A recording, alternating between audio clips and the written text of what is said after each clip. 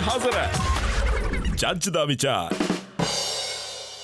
ਸਤਿ ਸ਼੍ਰੀ ਅਕਾਲ ਜੀ, prime Asia TV ਤੇ ਸਵਾਗਤ ਹੈ ਤੁਹਾਡਾ ਸਾਰਿਆਂ ਦਾ। ਤੁਹਾਡੇ ਨਾਲ ਵਿਚਾਰਾਂ ਦੀ ਸਾਂਝ ਪਾਉਣ ਦੇ ਲਈ ਅਸੀਂ ਹਰ ਰੋਜ਼ ਦੀ ਤਰ੍ਹਾਂ ਹਾਜ਼ਰ ਹਾਂ ਪ੍ਰੋਗਰਾਮ ਜੱਜ ਦਾ ਵਿਚਾਰ 'ਚ। ਮੈਂ ਹਰਮਨ ਥਿੰਦ, ਮੇਰੇ ਨਾਲ ਨੇ ਸਵਰਨ ਸਿੰਘ ਟਾਣਾ ਜੀ। ਸਤਿ ਸ਼੍ਰੀ ਅਕਾਲ ਟਾਣਾ ਸਾਹਿਬ। ਸਤਿ ਸ਼੍ਰੀ ਅਕਾਲ ਜੀ। ਕੀ ਹਾਲ ਚਾਲ ਨੇ? ਬਹੁਤ ਹੀ ਵਧੀਆ, ਚੜ੍ਹਦੀ ਕਲਾ। ਟਾਣਾ ਸਾਹਿਬ, ਮੌਸਮ ਹੁਣ ਕਾਫੀ ਬਦਲ ਚੁੱਕਿਆ, ਬੇਹੱਦ ਬਦਲ ਚੁੱਕਿਆ।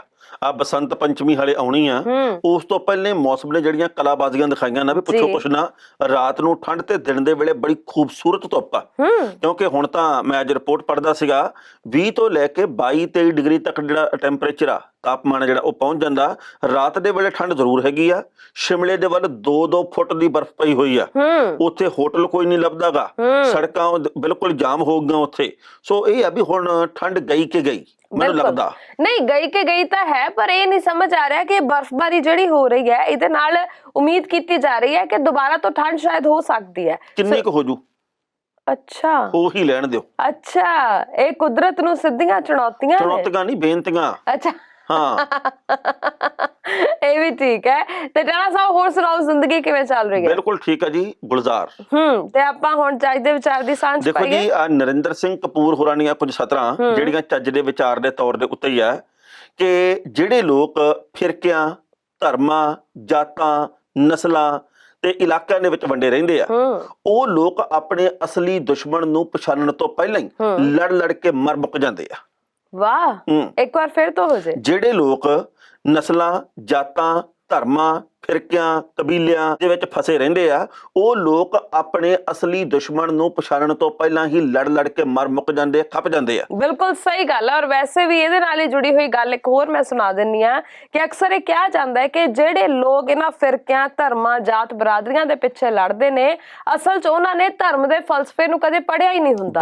ਅਸਲ 'ਚ ਉਹਨਾਂ ਨੇ ਕਿਸੇ ਧਾਰਮਿਕ ਕਿਤਾਬ ਦੀ ਜਾਣਕਾਰੀ ਨਹੀਂ ਹਾਸਲ ਕੀਤੀ ਹੁੰਦੀ। ਅਸਲ 'ਚ ਉਹਨਾਂ ਨੇ ਕਿਸੇ ਧਰਮ ਦੇ ਪੈਰੋਕਾਰ ਬਣ ਕੇ ਹੀ ਨਹੀਂ ਵੇਖਿਆ ਹੁੰਦਾ, ਤਾਂ ਹੀ ਉਹ ਲੋਕ ਲੜ ਝਗੜ ਕੇ ਆਪਸ 'ਚ ਖੱਪ ਜਾਂਦੇ ਨੇ। ਉਹਨਾਂ ਲੋਕਾਂ ਨੇ ਕਦੇ ਵੀ ਕਿਸੇ ਗ੍ਰੰਥ ਨੂੰ ਧਿਆਨ ਨਾਲ ਪੜ੍ਹਿਆ ਨਹੀਂ ਹੁੰਦਾਗਾ। ਇਸ ਕਰਕੇ ਜ਼ਰੂਰਤ ਇਸ ਗੱਲ ਦੀ ਆ ਕਿ ਜੇਕਰ ਅਸੀਂ ਕਹਿੰਦੇ ਆ ਵੀ ਸਾਡਾ ਧਰਮ ਖਤਰੇ 'ਚ ਆ, ਲੱਗਦਾ ਤਾਂ ਨਹੀਂ ਵੀ ਕੋਈ ਵੀ ਧਰਮ ਖਤਰੇ ਦੇ ਵਿੱਚ ਆ। ਇਸ ਵਕਤ ਮਨੁੱਖਤਾ ਖਤਰੇ ਦੇ ਵਿੱਚ ਪਈ ਹੋਈ ਆ, ਪਰ ਜੇਕਰ ਇਹ ਲੱਗਦਾ ਵੀ ਭਾਈ ਫਲਾਣਾ ਧਰਮ ਖਤਰੇ ਦੇ ਵਿੱਚ ਆ, ਤਾਂ ਉਸ ਧਰਮ ਗ੍ਰੰਥ ਦੇ ਵਿੱਚ ਜੋ ਕੁਝ ਵੀ ਲਿਖਿਆ ਤੇ ਰਾਖੀ ਕਰਨ ਵਾਲੇ ਉਸ ਹਰ ਗੱਲ ਦੇ ਉੱਤੇ ਅਮਲ ਕਰਨ। ਇਹ ਨਹੀਂ ਵੀ ਉਹਦੇ ਵਿੱਚੋਂ ਇੱਕ ਅੱਧੀ ਗੱਲ ਚੱਕ ਲਈ ਤੇ ਬਾਕੀ ਸਾਰੀਆਂ ਗੱਲਾਂ ਦਰਕਿਨਾਰ ਕਰਤੀਆਂ।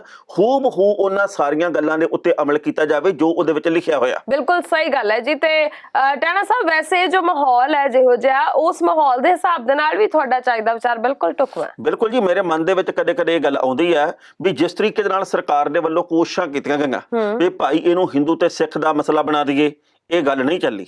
ਜਿਵੇਂ ਉਹਨਾਂ ਨੇ ਅੱਤਵਾਦ, ਖਾਲਿਸਤਾਨ ਦੇ ਨਾਲ ਜੋੜਨ ਦੀ ਕੋਸ਼ਿਸ਼ ਕੀਤੀ, ਇਹ ਮਸਲਾ ਨਹੀਂ ਕਾਮਯਾਬ ਹੋਇਆ। ਜਿਵੇਂ ਉਹਨਾਂ ਨੇ ਕਿਹਾ ਜੀ ਕਿ ਇਹਨੂੰ ਫੰਡਿੰਗ ਹੁੰਦੀ ਆ, ਇਹ ਫਲਾਣੇ ਹਨ, ਇਹ ਢਿੰਗੜੇ ਹਨ, ਇਦਾਂ ਗੱਲ ਨਹੀਂ ਬਣੀ। ਪਰ ਕਦੇ-ਕਦਾਈ ਮਨ ਦੇ ਵਿੱਚ ਸਵਾਲ ਜ਼ਰੂਰ ਆਉਂਦਾ ਵੀ ਪਿਛਲੇ ਕਈ ਦਿਨਾਂ ਤੋਂ ਪੰਜਾਬ ਦੇ ਕਿਸਾਨ ਨੇਤਾਵਾਂ ਦੀ ਬਾਤ ਘੱਟ ਪੈ ਰਹੀ ਹੈ, ਗੱਲ ਘੱਟ ਹੋ ਰਹੀ ਹੈ, ਤੇ ਇੱਕ ਵਿਅਕਤੀ ਦੇ ਉੱਤੇ, ਇੱਕ ਸੱਜਣ ਦੇ ਉੱਤੇ ਸਾਰਾ ਇਹ ਅੰਦੋਲਨ ਟਿਕਦਾ ਜਾ ਰਿਹਾ। ਆਉਂਦੇ ਸਮੇਂ ਦੇ ਵਿੱਚ ਕਿਤੇ ਯੂਪੀ ਦੀ ਸਰਕਾਰ ਜਾਂ ਕੇਂਦਰ ਦੀ ਸਰਕਾਰ ਉਸ ਬੰਦੇ ਨੂੰ ਆਪਣੇ ਹੱਥ ਦੇ ਵਿੱਚ ਕਰਕੇ ਅੰਦੋਲਨ ਨੂੰ ਭੁਆਂਟਣੀ ਨਾ ਦੇ ਦੇਵੇ, ਇਸ ਗੱਲ ਦੇ ਲਈ ਮਨ ਦੇ ਵਿੱਚ ਕਈ ਲੋਕਾਂ ਦੇ ਵਿਚਾਰ ਉੱਠਦੇ ਆ। ਬਿਲਕੁਲ ਸਹੀ ਗੱਲ ਹੈ। ਬਾਕੀ ਇਹ ਨਹੀਂ ਪਤਾ ਕਿ ਇਹ ਵਿਚਾਰ ਸੱਚੇ ਸਾਬਤ ਹੋਣਗੇ ਜਾਂ ਨਹੀਂ, ਆਪੋ ਆਪਣੀ ਸੋਚ ਹੈ। ਬਿਲਕੁਲ ਜੀ, ਹਰ ਇੱਕ ਦੇ ਮਨ ਦੇ ਵਿੱਚ ਸਵਾਲ ਆ। ਹੁਣ ਜੇਕਰ ਸਵਾਲ ਇਹ ਉੱਠੀ ਜਾਂਦੇ ਆ ਵੀ ਜਿਹੜੀ ਰਿਹਾਨਾ ਇਹ ਤਾਂ ਪਾਕਿਸਤਾਨ ਨਾਲ ਜੁੜੀ ਆ, ਜੇ ਏਦਾਂ ਦੇ ਭੱਦੇ ਸਵਾਲ ਉੱਠ ਸਕਦੇ, ਇਹ ਤਾਂ ਫਿਰ ਵੀ ਵਾਜਬ ਆ ਜਿਹੜਾ ਆਮ ਲੋਕਾਂ ਦੇ ਮਨ ਚ ਉੱਠਦਾ। ਬਿਲਕੁਲ ਸਹੀ ਗੱਲ ਹੈ। ਔਰ ਅੱਜ ਕੱਲ ਤਾਂ ਪੂਰਾ ਜ਼ੋਰ ਲੱਗਿਆ ਹੋਇਆ ਹੈ ਕਿ ਜਿਹੜੇ ਵੀ ਲੋਕ ਕਿਸਾਨੀ ਅੰਦੋਲਨ ਦੇ ਹੱਕ ਦੇ ਵਿੱਚ ਬੋਲ ਰਹੇ ਨੇ, ਖਾਸ ਤੌਰ ਤੇ ਮਸ਼ਹੂਰ ਹਸਤੀਆਂ, ਉਹਨਾਂ ਦਾ ਕਿਤੇ ਨਾ ਜ਼ਰੂਰ ਜੋੜ ਤੋੜ ਲਾ ਕੇ ਜੇ ਰਿਸ਼ਤਾ ਜਾਂ ਕਿਤੇ ਕੱਢਿਆ ਜਾਵੇ ਵੀ ਇਹ ਸ਼ਾਇਦ ਇਹਨਾਂ ਨਾਲ ਜੁੜੇ ਹੋਏ ਆ, ਇਹ ਸ਼ਾਇਦ ਇਹਨਾਂ ਨਾਲ ਜੁੜੇ ਹੋਏ ਆ, ਇਸ ਲਈ ਬੋਲਦੇ ਨੇ, ਇਸ ਲਈ ਬੋਲਦੇ ਨੇ। ਪੂਰੀਆਂ ਕੋਸ਼ਿਸ਼ਾਂ ਉਧਰ ਵੀ ਤੇਜ਼ ਨੇ। ਮੈਂ ਤਾਂ ਇਹ ਸੋਚਦਾ ਸੀਗਾ ਵੀ ਰਿਆਨਾ ਦੇ ਇੱਕ ਟਵੀਟ ਨੇ, ਇੱਕ ਸਤਰ ਨੇ, ਜਿਵੇਂ ਧੱਫੜ ਕੱਢੇ ਗੋਦੀ ਮੀਡੀਆ ਦੇ, ਜਿਵੇਂ ਅੰਨੇ ਭਗਤਾਂ ਦੇ ਅੰਦਰ ਇੱਕ ਉਬਾਲ ਲੈ ਕੇ ਆਂਦਾ। ਸਾਰੇ ਵੱਡੇ ਭਾਰਤੀ ਟੀਵੀ ਚੈਨਲਾਂ ਦੇ ਨਾਲੋਂ ਵੱਧ ਤਾਂ ਕਾਰਗਰ ਉਹਦਾ ਇੱਕ ਸਤਰ ਦਾ ਟਵੀਟ ਹੋਇਆ। ਇੰਨੀ ਵੱਡੀ ਤਾਕਤ ਉਹਦੇ ਇਸ ਟਵੀਟ ਦੇ ਵਿੱਚ, ਬਈ ਕਮਾਲ ਹੋ ਗਈ, ਸਿਰਾ ਲੱਗ ਗਿਆ। ਪਰ ਉਹ ਵੀ ਸੋਚਦੀ ਹੋਣੀ ਹੈ ਵੀ ਭਾਰਤ ਦੇ ਕਈ ਲੋਕ ਕਿੰਨੇ ਵਿਹਲੇ ਆ ਵੀ ਭਾਈ ਕਰੀ ਜਾਂਦੇ ਜੀ, ਇਹਨੂੰ ਤਾਂ $2.5 ਮਿਲੀਅਨ ਮਿਲੇ ਆ ਟਵੀਟ ਕਰਨ ਬਦਲੇ, ਇਹਨੂੰ ਆਹ ਚੀਜ਼ ਮਿਲੀ ਆ, ਇਹਨੂੰ ਉਹ ਚੀਜ਼ ਮਿਲੀ ਆ। ਜੇ ਕਿਤੇ ਉਹਨੇ ਇੱਥੇ ਪ੍ਰੋਗਰਾਮ ਲਾਉਣੇ ਹੋਣ, ਜੇ ਕਿਤੇ ਪਤਾ ਲੱਗੇ ਜੀ ਉਹ ਤਾਂ ਕੋਟ ਕਪਤੂਹੀ ਦੇ ਵਿੱਚ ਉਹਨੇ ਜਾ ਕੇ ਤੇ ਪ੍ਰੋਗਰਾਮ ਲਾਉਣਾ, ਪਤਾ ਲੱਗੇ ਜੀ ਉਹਨੇ ਭਿੱਖੀਵਿੰਡ 'ਚ ਪ੍ਰੋਗਰਾਮ ਲਾਉਣਾ, ਪਤਾ ਲੱਗੇ ਜੀ ਉਹਨਾਂ ਦਾ ਡੱਬ ਵਾਲੀ ਖਾੜਾ ਲਾਉਣਾ ਸੀਗਾ, ਇਹਨਾਂ ਨੇ ਕਿੱਥੇ ਲੱਗਣ ਦੇਣੇ ਸੀ। ਨਾ, ਨਾ, ਉਹ ਨਾ, ਕਹਿੰਦੀ ਹੁਣੀ ਜਾਓ ਟੱਪੀ ਜਾਓ, ਹਾਂ। ਮੈਂ ਤੁਹਾਡੇ ਤੋਂ ਕਰਾਉਣਾ ਕੀ ਆ। ਬਿਲਕੁਲ ਮੈਂ ਤਾਂ ਜਿਹੜੀ ਗੱਲ ਕਹਿਣ ਵਾਲੀ ਕਹਿਤੀ, ਮੱਚ ਜਾਂ ਨੂੰ ਮੱਚ ਲੈਣ ਦੇ, ਦਾਣੇ ਚੱਬਣੇ ਰੁਮਾਲ ਵਿਛਾ ਕੇ। ਹਾਂ ਰਾਣਾ ਸਾਹਿਬ, ਹੁਣ ਆਪਾਂ ਗੱਲ ਕਰਦੇ ਹਾਂ ਭਾਰਤੀ ਪੰਜਾਬੀ ਗਾਇਕਾਂ ਦੀ। ਇਹ ਉਹ ਗਾਇਕ ਜਿਨ੍ਹਾਂ ਨੇ ਆਵਾਜ਼ ਬੁਲੰਦ ਕਰਨ ਦੀ ਕੋਸ਼ਿਸ਼ ਕੀਤੀ, ਉਹ ਗਾਇਕ ਜਿਹੜੇ ਹੁਣ ਤੱਕ ਨਿੱਠ ਕੇ ਇਸ ਕਿਸਾਨੀ ਅੰਦੋਲਨ ਦੇ ਨਾਲ ਜੁੜੇ ਹੋਏ ਨੇ ਔਰ ਆਪਣਾ ਬਣਦਾ ਸਰਦਾ ਯੋਗਦਾਨ ਪਾਉਂਦੇ ਪਏ ਨੇ, ਪਰ ਉਹਨਾਂ ਨੂੰ ਪਿੱਛੇ ਖਿੱਚਣ ਦੇ ਲਈ ਸ਼ਾਇਦ ਉਹਨਾਂ ਨੂੰ ਦਬਾਉਣ ਦੀ ਕੋਸ਼ਿਸ਼ ਕਰਦਿਆਂ ਹੋਇਆਂ ਸਰਕਾਰਾਂ ਉਹਨਾਂ ਦੀ ਆਵਾਜ਼ ਨੂੰ ਦਬਾਉਣ ਦੀ ਕੋਸ਼ਿਸ਼। ਦੇਖੋ ਜੀ, ਸਾਡੇ ਸੰਵਿਧਾਨ ਦੇ ਵਿੱਚ ਲਿਖ ਕੇ ਤੇ ਬੋਲ ਕੇ ਵਿਚਾਰ ਪ੍ਰਗਟਾਵੇ ਦੀ ਪੂਰੀ ਆਜ਼ਾਦੀ ਹੈਗੀ ਆ, ਪਰ ਮਰਿਆਦਾ ਦੇ ਵਿੱਚ ਰਹਿ ਕੇ। ਕਿਸੇ ਨੂੰ ਗਾਲ ਦੁੱਪੜ ਨਹੀਂ ਕਰਨਾ, ਕਿਸੇ ਦੇ ਧਰਮ ਦੇ ਉੱਤੇ, ਜਾਤ ਦੇ ਉੱਤੇ, ਨਸਲ ਦੇ ਉੱਤੇ ਕੋਈ ਟਿੱਪਣੀ ਨਹੀਂ ਕਰਨੀਗੀ, ਪਰ ਮਰਿਆਦਾ ਦੇ ਵਿੱਚ ਰਹਿ ਕੇ ਹਰ ਤਰ੍ਹਾਂ ਦੇ ਵਿਚਾਰ ਪ੍ਰਗਟਾਵੇ ਦੀ ਆਜ਼ਾਦੀ ਹੈ। ਪਰ ਇਹ ਇਕੱਲੀ ਗੱਲ ਕਹੀ ਗਈ ਆ, ਤੁਸੀਂ ਕਹਿ ਕੇ ਦੇਖੋ ਵੀ ਭਾਈ ਕੇਂਦਰ ਦੀ ਸਰਕਾਰ ਇਸ ਵਕਤ ਆਹ ਕੁਝ ਕਰ ਰਹੀ ਆ, ਫਲਾਣੇ ਏਦਾਂ ਕਰ ਰਹੇ ਆ, ਨਾਲ ਦੀ ਨਾਲ ਦੇਸ਼ ਧਰੋਹੀ ਹਨ, ਇਹ ਪਾਕਿਸਤਾਨ ਤੋਂ ਹਨ, ਇਹ ਤਾਂ ਜੀ ਫਲਾਣੇ ਦੇ ਨਾਲ ਸੰਬੰਧਿਤ ਹਨ, ਇਹ ਢੀਂਗੜੇ ਹਨ। ਇੰਨੇ ਕੁ ਖੋਜੀ ਲੋਕ ਬੈਠੇ ਇਹਨਾਂ ਦੇ ਕੋਲ ਵੀ ਦਿਨ ਰਾਤ ਇੱਕ ਕਰ ਦਿੰਦੇ ਆ। IT ਸੈੱਲ ਆ ਜਿਹੜੇ ਉਹ ਬੁਰਾ ਹਾਲ ਕਰ ਦਿੰਦੇ ਉਸ ਬੰਦੇ ਦਾ, ਪਰ ਸੱਚ ਹੀ ਰਹਿੰਦਾ। ਹੁਣ ਮੈਂ ਕਦੇ ਹੈਰਾਨ ਹੁੰਨਾ ਵੀ ਜੇਕਰ ਗਾਣੇ ਦੇ ਉੱਤੇ ਵੀ ਪਾਬੰਦੀ ਲੱਗੂਗੀ, ਜੇ ਤਾਂ ਹੋਵੇ ਗਾਣਾ ਕਿਸੇ ਫਿਰਕੇ ਦੇ ਵਿੱਚ ਵੰਡ ਪਾਉਣ ਵਾਲਾ, ਜੇ ਗਾਣਾ ਹੋਵੇ ਧਾਰਮਿਕ ਫਸਾਦ ਖੜੇ ਕਰਨ ਵਾਲਾ, ਫਿਰ ਤਾਂ ਬਿਲਕੁਲ ਪਾਬੰਦੀ ਲੱਗਣੀ ਚਾਹੀਦੀ ਆ। ਪਰ ਕੰਵਰ ਗਰੇਵਾਲ ਦੇ ਗਾਣੇ ਵੀ ਡਿਲੀਟ ਕਰ ਦਿਓਗੇ ਤੁਸੀਂ, ਇਹਨਾਂ ਨੂੰ ਉਡਾ ਦਿਓਗੇ। ਆ ਜਿਹੜਾ ਉਹਦਾ ਐਲਾਨ ਗਾਣਾ ਸੀਗਾ ਕਿ ਕੋਈ ਖੰਡੇ ਤਿੱਖੇ ਕੋਈ ਕਿਰਪਾਨ ਕਰੂਗਾ, ਤੈਨੂੰ ਦਿੱਲੀਏ ਨਹੀਂ ਕੱਟ ਪਰੇਸ਼ਾਨ ਕਰੂਗਾ, ਪਰ ਫਸਲਾਂ ਦੇ ਫੈਸਲੇ ਕਿਸਾਨ ਕਰੂਗਾ। ਇਸ ਗਾਣੇ ਨੂੰ ਜਦੋਂ ਤੁਸੀਂ YouTube ਦੇ ਉੱਤੇ ਲੱਭਣ ਦੀ ਕੋਸ਼ਿਸ਼ ਕਰਦੇ ਆ ਤਾਂ ਉੱਤੇ ਲਿਖਿਆ ਆਉਂਦਾ ਕਿ ਇਸ ਕੰਟੈਂਟ ਨੂੰ ਹਟਾ ਦਿੱਤਾ ਗਿਆ ਹੈ ਸਰਕਾਰ ਦੇ ਵੱਲੋਂ ਕੀਤੀ ਗਈ ਸ਼ਿਕਾਇਤ ਦੇ ਕਰਕੇ। ਬਿਲਕੁਲ ਸਹੀ। ਇੱਕ ਹੈਗਾ ਹਿੰਮਤ ਸੰਧੂ ਦਾ ਗਾਣਾ, ਉਹਦੇ ਵਿੱਚ ਉਹਨੇ ਕਿਹਾ ਸੀ ਵੀ ਦਿੱਲੀਏ ਕੁਝ ਵੱਢਾਂਗੇ, ਕੁਝ ਹੱਕ ਆਪਣੇ ਲਈ ਧਰਨੇ ਤੇ ਬਹਿ ਗਿਆ, ਦਿੱਲੀਏ ਨਹੀਂ ਅਸੀਂ ਵੱਢਾਂਗੇ ਜੇ ਸਾਡੀ ਪੈਲੀ 'ਚ ਬਗਾਨਾ ਪੈਰ ਪੈ ਗਿਆ। ਬਿਲਕੁਲ, ਇਸ ਗਾਣੇ ਨੂੰ ਵੀ ਕਰੋੜਾਂ ਲੋਕਾਂ ਨੇ ਦੇਖਿਆ ਸੀਗਾ ਤੇ ਇਹ ਵੀ ਡਿਲੀਟ ਕਰਵਾ ਦਿੱਤਾ ਗਿਆ ਤੇ ਉੱਤੇ ਲਿਖਿਆ ਮਿਲਦਾ ਜਦੋਂ ਅਸੀਂ ਲੱਭਦੇ ਇਸ ਗਾਣੇ ਨੂੰ ਕਿ ਇਹ ਗਾਣਾ ਵੀ ਹਟਾ ਦਿੱਤਾ ਗਿਆ ਹੈ ਸਰਕਾਰ ਦੇ ਵੱਲੋਂ ਸ਼ਿਕਾਇਤ ਕੀਤੀ ਹੋਣ ਦੇ ਕਰਕੇ। ਸੋ ਇਦਾਂ ਜੇਕਰ ਗਾਣਿਆਂ ਦੇ ਉੱਤੇ ਵੀ ਪਾਬੰਦੀ ਲੱਗੂਗੀ ਤਾਂ ਇਹਦਾ ਕੀ ਅਰਥ ਕੱਢਿਆ ਜਾਵੇ ਕਿ ਇਹ ਲਿਖਣ ਤੇ ਬੋਲਣ ਦੀ ਆਜ਼ਾਦੀ ਹੈ, ਜਿਹੜੀ ਆਪਦੇ ਵਿਚਾਰ ਪ੍ਰਗਟਾਵੇ ਦੀ ਆਜ਼ਾਦੀ ਦਾ ਸਨਮਾਨ ਆ, ਜਾਂ ਉਹਦੇ ਉੱਤੇ ਸੱਟ ਆ। ਹੁਣ ਇਹ ਗੱਲ ਪਛਾਣਨੀ ਪੈਣੀ ਆ। ਮੈਨੂੰ ਇੱਕ ਚੀਜ਼ ਨਹੀਂ ਸਮਝ ਆਈ ਟਾਣਾ ਸਾਹਿਬ, ਹੋਣ ਵਾਲੀ ਤਾਂ ਚਲੋ ਇਹ ਸਾਰੀ ਗੱਲ ਸਾਰਿਆਂ ਦੇ ਸਾਹਮਣੇ ਆ ਗਈ, ਜਦੋਂ ਤਾਂ ਹਥਿਆਰਾਂ ਦੀਆਂ ਗੱਲਾਂ ਹੁੰਦੀਆਂ ਨੇ, ਜਦੋਂ ਹਥਿਆਰ ਦਿਖਾ ਕੇ ਤੇ ਫਿਰ ਗਾਣੇ ਪਾਏ ਜਾਂਦੇ ਨੇ YouTube ਦੇ ਉੱਤੇ, ਜਦੋਂ ਆਪਾਂ ਪਿਛਲੇ ਕਾਫੀ ਸਮੇਂ ਤੋਂ ਵੇਖ ਰਹੇ ਹਾਂ ਕਿ ਗੈਂਗਸਟਰਾਂ ਦੀਆਂ ਗੱਲਾਂ ਹੋ ਰਹੀਆਂ, ਗੈਂਗਲੈਂਡ ਦੀਆਂ ਗੱਲਾਂ ਹੋ ਰਹੀਆਂ, ਇਹ ਹੋ ਰਿਹਾ ਉਹ ਹੋ ਰਿਹਾ, ਉਦੋਂ ਤਾਂ ਸਰਕਾਰ ਨੂੰ ਵੀ ਕੋਈ ਵੀ ਸਮੱਸਿਆ ਨਹੀਂ ਸੀ, ਸ਼ਾਇਦ ਉਹ ਚਾਹੁੰਦੀ ਸੀ ਵੀ ਲੋਕ ਇਦਾਂ ਲੜਨ, ਇਹਨਾਂ ਗਾਣਿਆਂ ਤੋਂ ਸਿੱਖਣ। ਹੁਣ ਜਦੋਂ ਜੇ ਗਾਇਕ ਜਿਹੜੇ ਨੇ ਜਿਨ੍ਹਾਂ ਦੇ ਉੱਪਰ ਹਮੇਸ਼ਾ ਇਹ ਉਲਾਮਾ ਰਿਹਾ ਲੋਕਾਂ ਦਾ ਵੀ ਤੁਸੀਂ ਹਮੇਸ਼ਾ ਲੜਾਈ ਦੀਆਂ, ਹਮੇਸ਼ਾ ਕੁੜੀ ਬਾਰੇ ਜਾਂ ਇਦਾਂ ਦੇ ਗਾਣੇ ਹੀ ਗਾਏ ਨੇ, ਕਦੇ ਵੀ ਤੁਸੀਂ ਬਹੁਤ ਘੱਟ ਗਾਇਕ ਨੇ ਜਿਹੜੇ ਕਿ ਵਾਕਈ ਲੋਕ ਮੁੱਦਿਆਂ ਦੀ ਬਾਤ ਵੀ ਪਾਉਂਦੇ ਨੇ, ਤੇ ਹੁਣ ਜੇ ਗਾਇਕ ਨਿੱਠ ਕੇ ਇਸ ਵਾਲੇ ਬੰਨੇ ਨੂੰ ਲੱਗੇ ਨੇ, ਜੇ ਹੁਣ ਨਿੱਠ ਕੇ ਗਾਇਕ ਜਿਹੜੇ ਨੇ ਉਹ ਕਿਸਾਨੀ ਬਾਰੇ, ਲੋਕਾਂ ਦੇ ਹੱਕ ਸੱਚ ਦੀ ਗੱਲ ਕਰ ਰਹੇ ਨੇ, ਤਾਂ ਫਿਰ ਸਰਕਾਰਾਂ ਉਹਨਾਂ ਦੇ ਗਾਣੇ ਡਿਲੀਟ ਕਰ ਰਹੀਆਂ ਨੇ। ਦੇਖੋ ਜੀ, ਗੱਲ ਇਹ ਹੈ ਵੀ ਜੇਕਰ ਹਿੰਮਤ ਸੰਧੂ ਨੇ ਗੀਤ ਗਾਇਆ ਵੀ ਜੇਕਰ ਸਾਡੀ ਪੈੜੀ ਦੇ ਵਿੱਚ ਕੋਈ ਬਗਾਨਾ ਪੈਰ ਧਰ ਗਿਆ ਤਾਂ ਅਸੀਂ ਉਹਨੂੰ ਵੱਢਾਂਗੇ, ਇਹ ਗੱਲ ਕਹੀ ਉਹਨੇ। ਹੁਣ ਤੁਸੀਂ ਦੇਖੋ ਜੇ ਕੇਂਦਰ ਦੀ ਸਰਕਾਰ ਦੇ ਉੱਤੇ ਕੋਈ ਟਿੱਪਣੀ ਕਰਦਾ, ਉਹ ਵੀ ਤਾਂ ਹੀ ਕਹਿੰਦੇ ਵੀ ਜੇਕਰ ਸਾਡੀ ਗੱਲ ਦੇ ਵਿੱਚ ਕੋਈ ਬਗਾਨਾ ਪੈਰ ਪਾਊਗਾ, ਬਗਾਨਾ ਕੋਈ ਦਖਲ ਦੇਊਗਾ, ਅਸੀਂ ਵੀ ਛੱਡਾਂਗੇ ਨਹੀਂ। ਤੇ ਗੱਲ ਤਾਂ ਫਿਰ ਉੱਥੇ ਹੀ ਆ ਕੇ ਮੁੱਕ ਗਈ। ਤੁਸੀਂ ਮਾਰੋ ਤਾਂ ਪੋਲੇ ਤੇ ਦੂਜਾ ਮਾਰੇ ਤਾਂ ਠੋਲੇ। ਬਿਲਕੁਲ ਸਹੀ ਗੱਲ ਹੈ ਵੀ ਅਸੀਂ ਸਿਰਫ ਆਪਣੀ ਮਨਾਉਣਾ ਜਾਣਦੇ ਆ, ਅਸੀਂ ਜਰਨਾ ਨਹੀਂ ਜਾਣਦੇ, ਅਸੀਂ ਸੁਣਨਾ ਨਹੀਂ ਜਾਣਦੇ। ਸਿਆਣੇ ਕਹਿੰਦੇ ਨੇ ਕਿ ਜੇਕਰ ਤੁਹਾਨੂੰ ਗੱਲ ਆਪਣੀ ਕਹਿਣ ਦਾ ਚਾਹ ਹੈ ਨਾ, ਜੇਕਰ ਤੁਸੀਂ ਆਪਣੀ ਮਨ ਕੀ ਬਾਤ ਦੂਜੇ ਅੱਗੇ ਰੱਖਣਾ ਚਾਹੁੰਦੇ ਹੋ ਤਾਂ ਉਹਦੇ ਲਈ ਤੁਸੀਂ ਇੱਕ ਚੰਗੇ ਸਰੋਤੇ ਵੀ ਹੋਣੇ ਚਾਹੀਦੇ ਹੋ। ਤੁਸੀਂ ਸਿਰਫ ਆਪਣੀਆਂ ਕਹਿਣ ਦੇ ਵਿੱਚ ਵਿਸ਼ਵਾਸ ਨਾ ਰੱਖੋ, ਕਿਸੇ ਦੀ ਸੁਣਨ ਦੇ ਵਿੱਚ ਵੀ ਵਿਸ਼ਵਾਸ। ਹੁਣ ਰਾਜ ਸਭਾ ਦੇ ਵਿੱਚ ਪ੍ਰਧਾਨ ਮੰਤਰੀ ਸਾਹਿਬ ਨੇ ਗੱਲ ਕਹੀ ਹੈ, ਉਹ ਕਹਿੰਦੇ ਜੀ ਕਿ ਅਸਲ ਦੇ ਵਿੱਚ ਸਿੱਖਾਂ ਨੂੰ, ਕਿਸਾਨਾਂ ਨੂੰ ਭਰਮਾਇਆ ਜਾ ਰਿਹਾ। ਇਹ ਪ੍ਰਧਾਨ ਮੰਤਰੀ ਸਾਹਿਬ, ਸਿੱਖੀ ਦਾ ਤਾਂ ਮੁੱਦਾ ਹੀ ਨਹੀਂਗਾ, ਇਹ ਧਰਮ ਦਾ ਮੁੱਦਾ ਹੀ ਨਹੀਂ। ਤੁਸੀਂ ਸਿੱਖੀ ਦੀ ਗੱਲ ਕਰਦੇ ਹੋ, ਕੱਲੇ ਸਿੱਖਾਂ ਦੀ ਗੱਲ ਕਰਕੇ, ਕੱਲੇ ਪੰਜਾਬ ਦੀ ਗੱਲ ਕਰਕੇ ਅੱਡ ਕਾਹਤੋਂ ਕਰਦੇ ਹੋ ਭਾਰਤ ਦੇ ਨਾਲੋਂ? ਤੁਸੀਂ ਗੱਲ ਯੂਪੀ ਦੀ ਵੀ ਕਰੋ, ਬੇਸ਼ੱਕ ਤੁਹਾਡੀ ਉੱਥੇ ਸਰਕਾਰ ਆ, ਤੁਸੀਂ ਗੱਲ ਹਰਿਆਣੇ ਦੀ ਵੀ ਕਰੋ। ਇਸ ਵਕਤ ਤਾਂ ਇਹ ਹਿੰਦੂ, ਸਿੱਖ, ਮੁਸਲਮਾਨ, ਈਸਾਈ ਸਾਰਿਆਂ ਦਾ ਸਾਂਝਾ ਅੰਦੋਲਨ ਆ। ਸੋ ਇਸ ਕਰਕੇ ਇਹਨੂੰ ਕੱਲੇ ਸਿੱਖ ਜਾਂ ਹਿੰਦੂ ਦੇ ਵਿੱਚ ਬਿਲਕੁਲ ਨਾ ਵੰਡੋ। ਜਿਹੜੇ ਵੀ ਲੋਕ ਇਹਨੂੰ ਵੰਡਣ ਦੀ ਕੋਸ਼ਿਸ਼ ਕਰਦੇ ਆ ਉਹਨਾਂ ਦੇ ਉੱਤੇ ਕਟਾਕਸ਼ ਕਰੋ। ਉਸ ਤੋਂ ਅਗਲੀ ਗੱਲ ਇਹ ਆ ਵੀ ਲੰਘੇ ਕੱਲ ਨਰਿੰਦਰ ਸਿੰਘ ਤੋਮਰ ਹੋਰਾਂ ਦਾ ਇੱਕ ਬਿਆਨ ਆਇਆ, ਉਹ ਕਹਿੰਦੇ ਵੀ ਮੈਨੂੰ ਤਾਂ ਕਾਲੇ ਕਾਨੂੰਨਾਂ ਦੇ ਵਿੱਚ ਕੁਝ ਕਾਲਾ ਲੱਭਦਾ ਨਹੀਂ, ਤੇ ਨਾ ਹੀ ਸਾਨੂੰ 11 ਮੀਟਿੰਗਾਂ ਦੇ ਵਿੱਚ ਕਿਸੇ ਨੇ ਦੱਸਿਆ ਵੀ ਇਹ ਚ ਕਾਲਾ ਹੈ ਕੀ। ਤੇ ਫਿਰ ਵਾਰ-ਵਾਰ ਹੁਣ ਕਿਸਾਨ ਜਥੇਬੰਦੀਆਂ ਦੇ ਆਗੂ ਸਵਾਲ ਕਰਦੇ ਆ ਵੀ ਜੇਕਰ ਤੁਹਾਨੂੰ ਪਹਿਲੀ ਮੀਟਿੰਗ ਦੇ ਵਿੱਚ ਕੁਝ ਕਾਲਾ ਨਹੀਂ ਸੀ ਦੱਸ ਸਕੇ ਫਿਰ ਦੂਜੀ ਕਿਉਂ ਰੱਖੀ, ਜੇ ਦੂਜੀ ਚ ਵੀ ਨਹੀਂ ਕਾਲਾ ਦੱਸ ਸਕੇ ਫਿਰ ਤੀਜੀ ਕਿਉਂ ਰੱਖੀ, ਜੇ 10ਵੀਂ ਚ ਵੀ ਨਹੀਂ ਕਾਲਾ ਦੱਸ ਸਕੇ ਫਿਰ 11ਵੀਂ ਕਿਉਂ ਰੱਖੀ। ਤੁਸੀਂ ਅਸਲ ਦੇ ਵਿੱਚ ਮੁੱਕਰ ਰਹੇ ਹੋ, ਤੇ ਜੇ ਤੁਸੀਂ ਮੁੱਕਰ ਰਹੇ ਹੋ, ਕਸੂਰ ਕਸੂਰ ਤੁਹਾਡਾ, ਇਹਦੇ ਵਿੱਚ ਸਾਡੀ ਕੋਈ ਇਹਦੇ 'ਚ ਗਲਤੀ ਨਹੀਂ ਹੈਗੀ। ਜੀ। ਸੋ ਇਸ ਕਰਕੇ ਭਾਈ ਅਗਲੀ ਮੀਟਿੰਗ ਰੱਖੋ ਤੇ ਮੀਟਿੰਗ ਦੇ ਵਿੱਚ ਸਾਰੀਆਂ ਗੱਲਾਂ ਸਾਫ਼ ਕਰੋ ਤੇ ਉਸ ਤੋਂ ਪਹਿਲਾਂ ਕਿਸਾਨਾਂ ਨੇ ਇਹ ਗੱਲ ਕਹੀ ਹੈ ਵੀ ਕਿਸਾਨ ਉਹ ਰਿਹਾ ਕਰੋ ਜਿਹੜੇ ਕਿ 26 ਤਰੀਕ ਨੂੰ ਧੱਕੇ ਦੇ ਨਾਲ ਗ੍ਰਿਫਤਾਰ ਕਰ ਲਏ ਗਏ ਆ। ਜੱਜ ਦਾ ਵਿਚਾਰ। ਟਾਣਾ ਸਾਹਿਬ, ਕੁਝ ਇੱਕ ਤਸਵੀਰਾਂ ਸੋਸ਼ਲ ਮੀਡੀਆ ਦੇ ਉੱਪਰ ਬਹੁਤ ਜ਼ਿਆਦਾ ਵਾਇਰਲ ਹੋ ਰਹੀਆਂ ਨੇ ਜਿਨ੍ਹਾਂ ਨੂੰ ਵੇਖ ਕੇ ਮਨ 'ਚ ਖੁਸ਼ੀ ਹੁੰਦੀ ਹੈ, ਜਿਨ੍ਹਾਂ ਨੂੰ ਵੇਖ ਕੇ ਮਨ ਬਹੁਤ ਕੁਝ ਸੋਚਦਾ ਹੈ, ਜਿਨ੍ਹਾਂ ਨੂੰ ਵੇਖ ਕੇ ਕਈ ਸਵਾਲ ਵੀ ਖੜੇ ਹੁੰਦੇ ਨੇ। ਇਹ ਤਸਵੀਰਾਂ ਨੇ ਫੁੱਲਾਂ ਦੀਆਂ ਤਸਵੀਰਾਂ, ਉਹ ਫੁੱਲ ਜਿਹੜੇ ਕਿ ਕਿੱਲਾਂ ਦੀ ਥਾਂ ਦੇ ਉੱਪਰ ਬੀਜੇ ਗਏ ਨੇ ਕਿਸਾਨਾਂ ਦੇ। ਜਿਹੜੇ ਵੇਲੇ ਹਕੂਮਤਾਂ ਲੋਕਾਂ ਦੇ ਫੁੱਲ ਚੁਗਣ ਦੇ ਆੜ ਦੇ ਵਿੱਚ ਲੱਗੀਆਂ ਹੋਣ, ਉਸ ਵੇਲੇ ਸਧਾਰਨ ਲੋਕ ਕਿੱਲਾਂ ਦੀ ਥਾਂ ਤੇ ਫੁੱਲ ਰੱਖਦੇ ਹੋਣ ਤਾਂ ਇਸ ਤੋਂ ਚੰਗੀ ਤੇ ਵਿਲੱਖਣ ਗੱਲ ਕੋਈ ਹੋਰ ਨਹੀਂ ਹੋਣੀ। ਇਹਦੇ ਨਾਲ ਵੀ ਸਰਕਾਰਾਂ ਦੀ ਹੱਥ ਦੇ ਉੱਤੇ ਇੱਕ ਸੱਟ ਵੱਜਣੀ ਚਾਹੀਦੀ ਹੈ, ਜਿਹੜੀ ਕਿ ਹਾਲ ਦੀ ਘੜੀ ਵੱਜੀ ਨਹੀਂ। ਵੱਖ-ਵੱਖ ਬਾਰਡਰਾਂ ਦੇ ਉੱਤੇ ਪੁਲਿਸ ਦੇ ਵੱਲੋਂ, ਪ੍ਰਸ਼ਾਸਨ ਦੇ ਵੱਲੋਂ ਕਿੱਲਾਂ ਵਿਛਾ ਦਿੱਤੀਆਂ ਗਈਆਂ ਵੀ ਜਿਵੇਂ ਇੱਕ ਬਹੁਤ ਵੱਡੇ ਖਤਰਨਾਕ ਅੱਤਵਾਦੀ ਆ, ਇਹ ਕੋਈ ਬਹੁਤ ਵੱਡੇ ਬਦਮਾਸ਼ ਆ ਗਏ ਆ, ਇਹ ਦਿੱਲੀ ਦੇ ਉੱਤੇ ਹਮਲਾ ਕਰਨ ਵਾਲੇ ਧੜ ਵੀ ਆ, ਉਹਨਾਂ ਦੇ ਵੱਲੋਂ ਇਦਾਂ ਪੇਸ਼ਕਾਰੀ ਕੀਤੀ ਜਾ ਰਹੀ ਹੈ।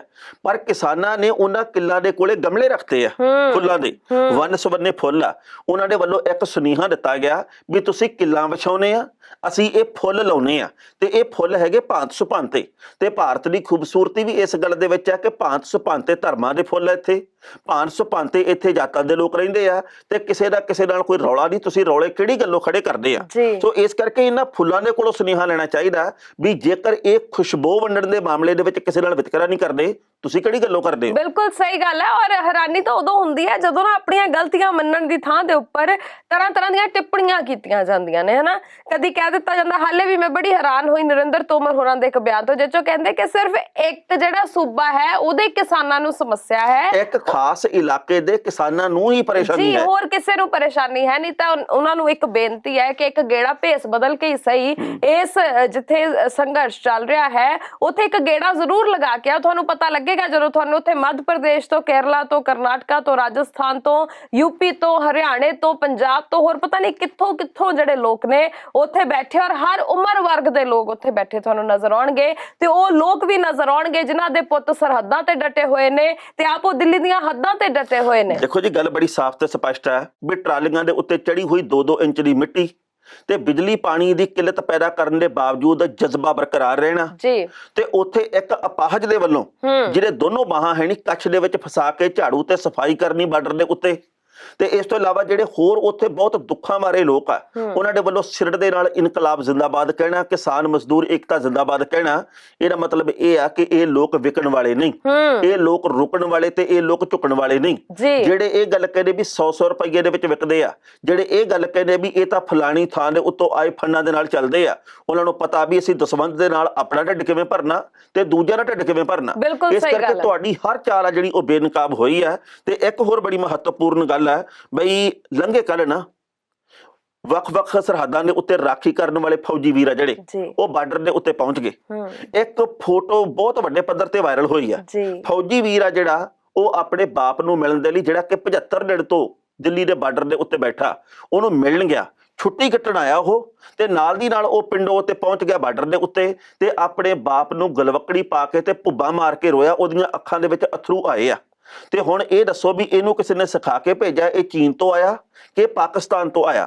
ਉਸ ਨੌਜਵਾਨ ਦੇ, ਉਸ ਫੌਜੀ ਜਵਾਨ ਦੇ ਮਨ ਦੇ ਵਿੱਚ ਇਹ ਗੱਲ ਕਿਉਂ ਨਾ ਹੋਊਗੀ ਵੀ ਮੈਂ ਤਾਂ ਦੁਸ਼ਮਣ ਦੇਸ਼ ਤੋਂ ਚਾਹੁੰਦਾ ਰਾਖੀ ਕਰਨੀ, ਵੀ ਉਹ ਨਾ ਸਾਡੇ ਦੇਸ਼ ਦੇ ਵਿੱਚ ਪੈਰ ਪਾ ਜੇ, ਤੇ ਬਾਪ ਮੇਰੇ ਨੂੰ, ਬੁੱਢੇ ਠੇਰੇ ਨੂੰ ਇਸ ਵਕਤ ਸਾਡੇ ਖੇਤ 'ਚ ਨਾ ਕੋਈ ਪੈਰ ਪਾ ਜੇ, ਇਹਦੇ ਕਰਕੇ ਰਾਖੀ ਕਰਨੀ ਪੈ ਰਹੀ ਹੈ। ਕਸੂਰ ਕਿਹਦਾ? ਬਿਲਕੁਲ ਸਹੀ ਹੈ। ਤੇ ਹਾਲੇ ਵੀ ਤੁਸੀਂ ਸਵਾਲ ਚੁੱਕਣ ਲੱਗਿਆ ਮਿੰਟ ਨਹੀਂ ਲਾਉਂਦੇ। ਹਾਲੇ ਵੀ ਤੁਸੀਂ, ਮੈਨੂੰ ਬੜੀ ਹੈਰਾਨੀ ਹੋਈ ਵੀ ਉੱਥੇ ਇੱਕ ਬਜ਼ੁਰਗ ਬੈਠੇ ਨੇ ਜਿਹੜੇ ਕਿ ਸਾਬਕਾ ਫੌਜੀ ਨੇ, ਜਿਹੜੇ ਫੌਜ ਦੇ ਵਿੱਚੋਂ ਰਿਟਾਇਰ ਹੋਏ ਨੇ, ਸੇਵਾ ਮੁਕਤ ਹੋਏ ਨੇ, ਉਹਨਾਂ ਨੂੰ ਵੀ ਕਹਿ ਦਿੰਦੇ ਨੇ ਵੀ ਇਹ ਅੱਤਵਾਦੀ ਨੇ। ਵੀ ਭਲਾ ਤੁਸੀਂ ਉਹਨਾਂ ਦੇ ਪਿਛੋਕੜ ਤਾਂ ਵੇਖੋ, ਕਿੱਥੋਂ ਆਏ ਨੇ ਉਹ ਲੋਕ, ਕੀ ਕੀ ਕਰਕੇ ਆਏ ਨੇ, ਕੀ ਕੁਝ ਹੰਢਾ ਕੇ ਆਏ ਨੇ, ਉਹਨਾਂ ਨੇ ਦੇਸ਼ ਖਾਤਰ, ਕੌਮ ਖਾਤਰ ਕੀ ਕੁਝ ਕੀਤਾ।